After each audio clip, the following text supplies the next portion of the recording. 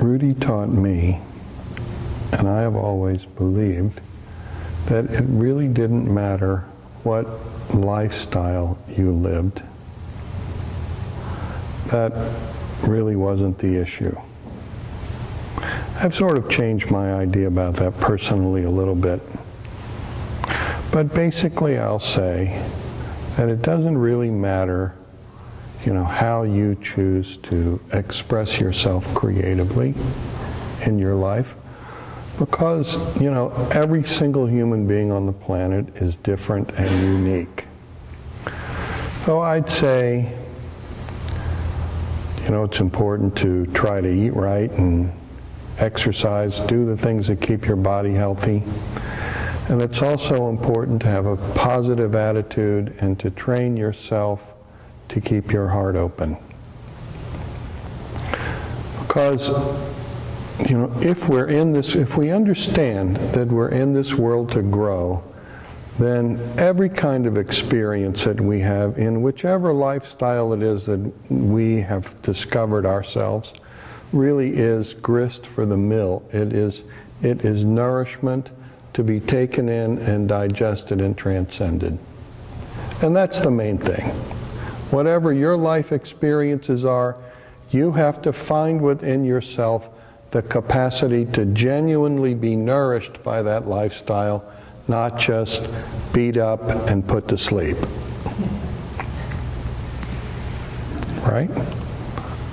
Which is what happens to most people. Because we don't understand we're in this world to grow. We think why we're here is to do the same thing our parents did, and the same thing our grandparents did, and the same thing that they did ad infinitum. But, you know, where you end up with is not being the best person you could possibly be, following that path. You don't end up fully and completely discovering yourself. You kind of go around the same circle that our ancestors have been going around forever, and gee, great, you get to realize your mom and dad. But this is about self-realization. And self-realization in life is about self-realization in its largest sense. We are in this world to grow.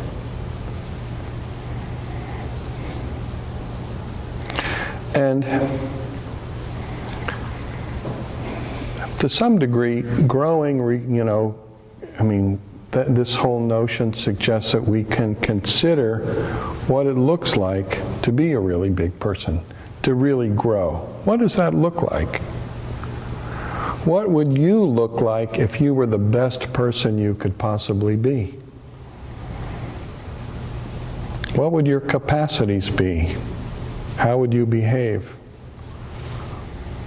How would you speak to and touch people?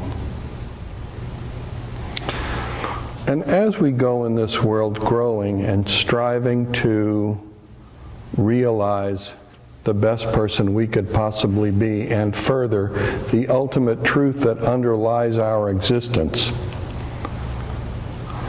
You know, we're going to move in this world, and every one of us has to move in this world.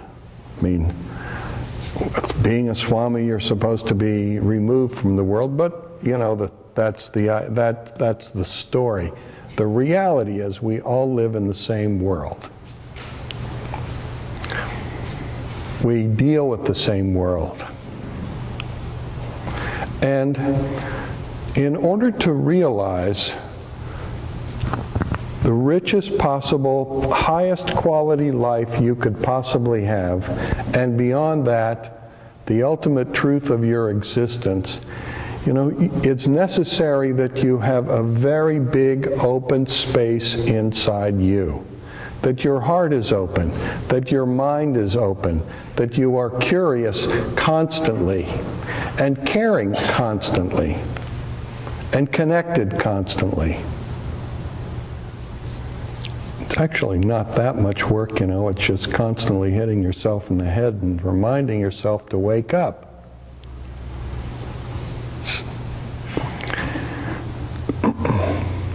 our brain gets captured in these loops. It goes round and round and round and round ad infinitum.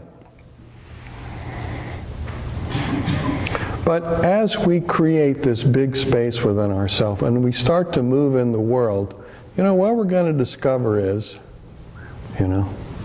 dealing with people is always a challenge. I mean, dealing with ourselves is a challenge, dealing with people doubles the challenge.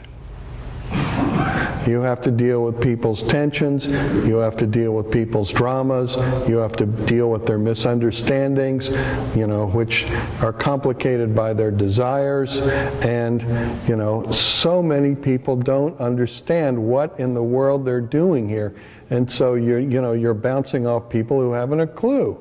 And I'm not saying this in a critical sense. This is just what you, as a person trying to grow, is going to have to deal with.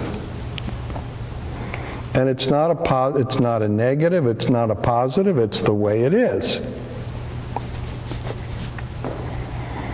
And as a very big person, we have to deal with it in a compassionate and kind and loving fashion. But the main thing, my main message for this evening is you cannot allow yourself to get trapped in all of the negativity that is going on around you.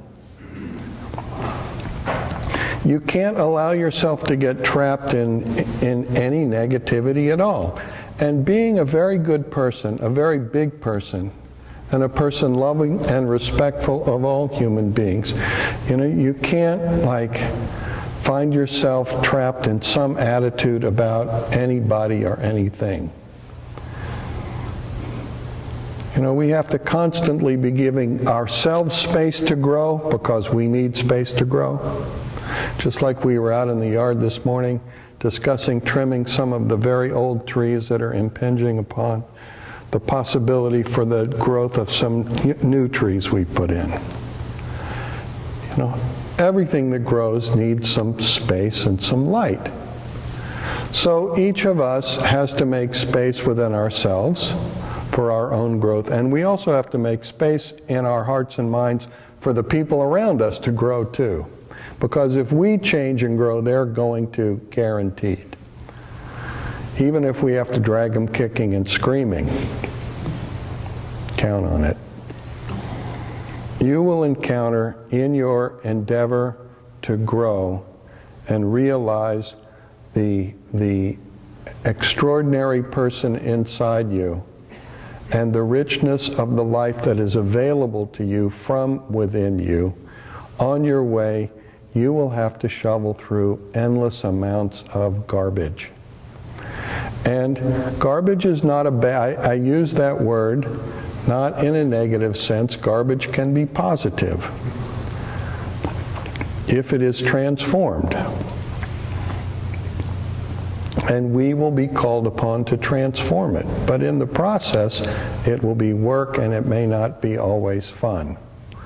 But we have to find a way to stand unshakably in that open space full of loving kindness and compassion, and not allow ourselves, as our fundamental commitment to the quality of our own life, not allow ourselves to get sucked into our own negativity or anybody else's. And the truth of the matter is that, being negative just completely suffocates any possibility of anything growing or changing. And so even if positive is kind of a delusion, it's a delusion that's practical, which is a lot better than 99, well, I should say a lot better than all the other delusion floating around in the world and in your head. Namaste, everyone.